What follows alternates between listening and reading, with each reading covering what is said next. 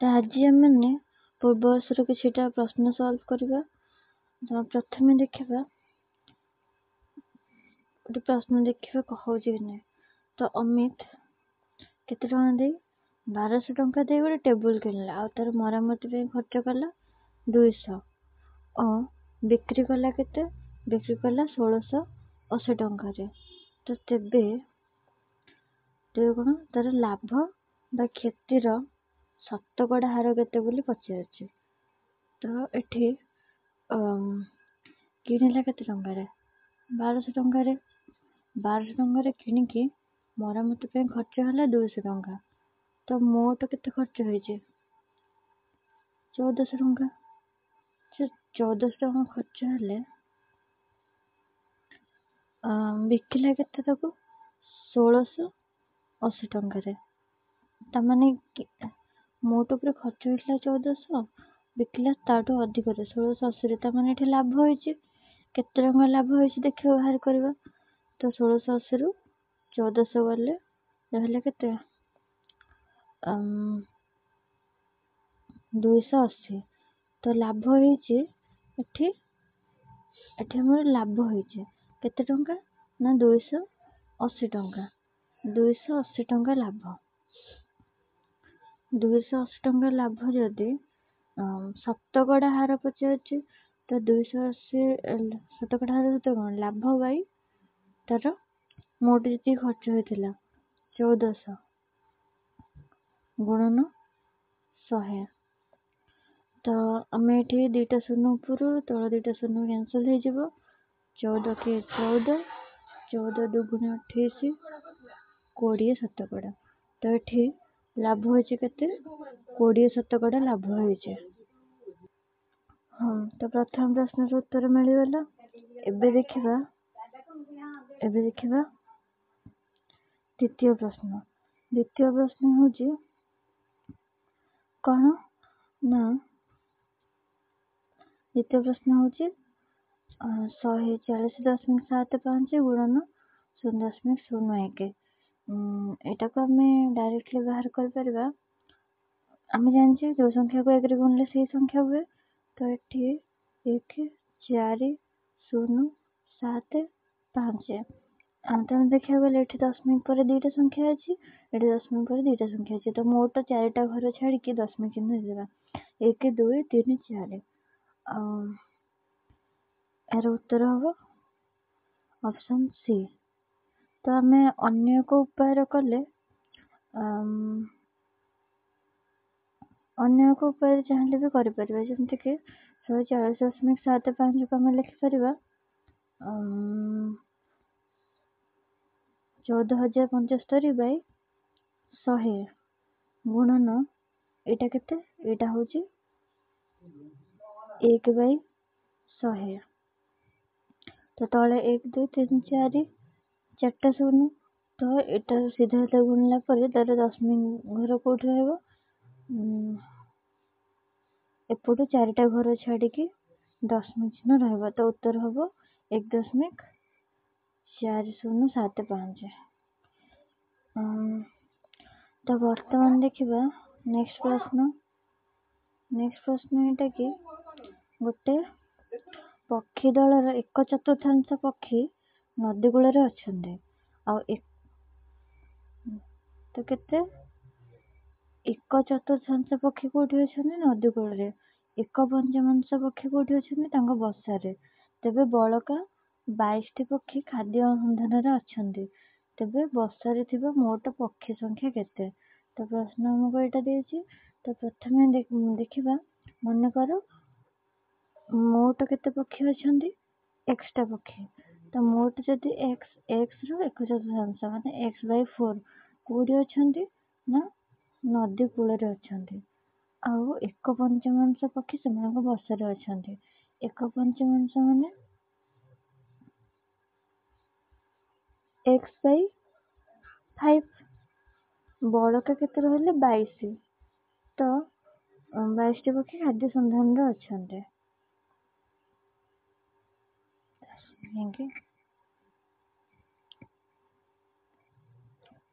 ତ ଏବେ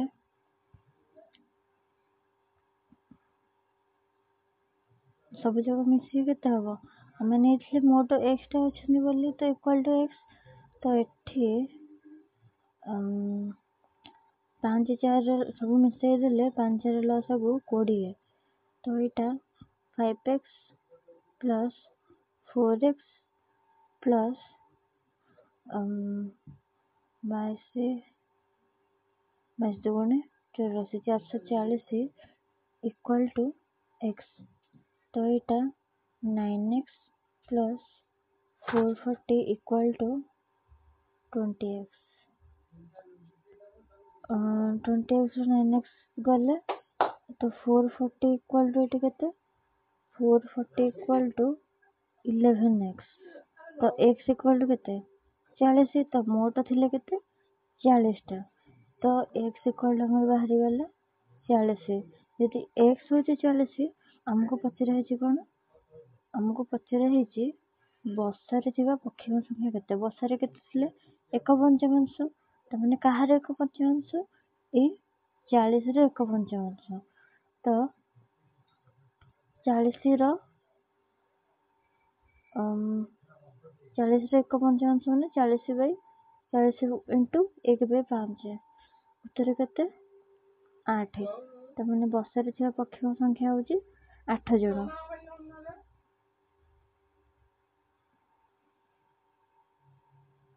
ତ ଏବେ ଦେଖିବା ଅନ୍ୟ ଏକ ପ୍ରଶ୍ନ। ଗୋଟିଏ କ'ଣ ଦେଇଛି ନା ଗୋଟେ 8 ମିଟର ଲମ୍ବ, 6 ମିଟର ଉଚ୍ଚ ଆଉ 22 ସେଣ୍ଟିମିଟର ଚଉଡ଼ାର କାନ୍ଥ ପାଇଁ କେତେ ଖଣ୍ଡ ଇଟା ହବ? ଯଦି ଗୋଟେ ଇଟାର ମାପ କେତେ? 24 ଗୁଣନ 1.25 ଆଉ 6 ସେଣ୍ଟିମିଟର। ତ ଆମେ ଏଠି କ'ଣ କରିବା? ମୋଟ ତାର କାନ୍ଥର ଲମ୍ବ କେତେ? 8। ତ 8 ଗୁଣନ 6 ଗୁଣନ 22.5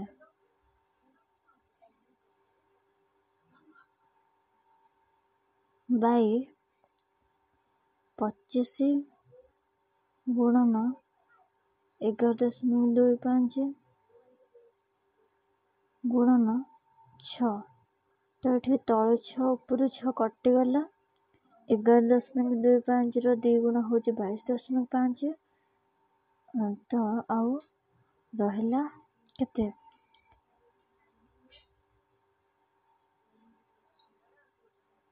ସରି, ଏଠି ଭୁଲ କ'ଣ କଲେ ନା, ଉପରେ ଏଠି ମିଟର ଅଛି, ତଳେ ସେଣ୍ଟିମିଟର ଅଛି। ତ ଉପରେ 8 ମିଟର ଯେଉଁ ଥିଲା 800, ଗୋଟେ 100 ଗୁଣ ହେଲା। 6 ମିଟର ଆଉ 2ଟା 0 ଗୁଣ ହେଲା। ଆଉ ବାସ୍ ଏବେ ଠିକ୍ ହେଇଗଲା। ତ ଏଇ ଦୁଇଟାକୁ ମିଟରକୁ ସେଣ୍ଟିମିଟର କରାଯାଇଥାନ୍ତା। ତ ମୁଁ ଏଠି କେତେ ଗୁଣି ଦେଲି? 10,000 ଗୁଣି ଦେଲି। ତ ଏଠି କେତେ ହବ? 25 × 25 25 ଚଉକୁ 100 400 ଉପରେ 400।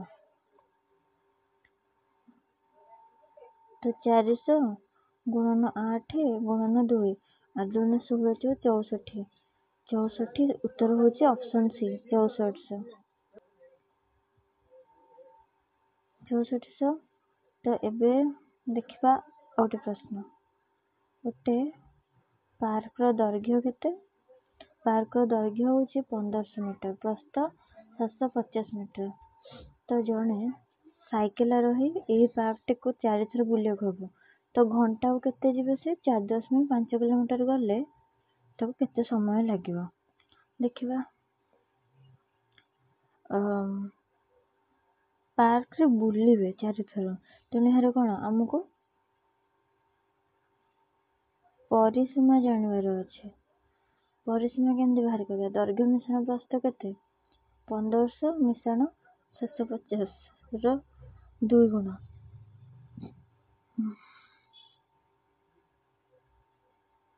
1500 750 ମିଶିଲେ କେତେ? 0 5 7 12 2.1 2 2 5 0 ଗୁଣନ 2 2 0 0 2 5 10 0 1 2 4 5 2 2 4। ତ 4500 ମିଟର 4500 ମିଟର ମାନେ 4.5 କିଲୋମିଟର। ତ ଏଠି କହିଦେଇଛି ନା ଘଣ୍ଟା ପ୍ରତି 4.5 କିଲୋମିଟର। ତ ଗୋଟେ ରାଉଣ୍ଡ ବୁଲିବାକୁ ତ କେତେ ସମୟ ଲାଗେ? 1 ଆୱାର ଲାଗେ। ତ 4 ଫେରା ବୁଲିଲା ବେଳକୁ କେତେ ଟାଇମ ଲାଗିବ? 4 ଘଣ୍ଟା ଲାଗିବ। ହେଲା, ବାହାରିଗଲା। ତ ଏବେ ଦେଖିବା ନେକ୍ସଟ ପ୍ରଶ୍ନ। ନେକ୍ସଟ ପ୍ରଶ୍ନ କଣ ପଚାରୁଛି? 640ର ମୌଳିକ ଗୁଣନୀୟକ କେତେ? ତ 640ର ମୌଳିକ ଗୁଣନୀୟକ ବାହାର କରିବା।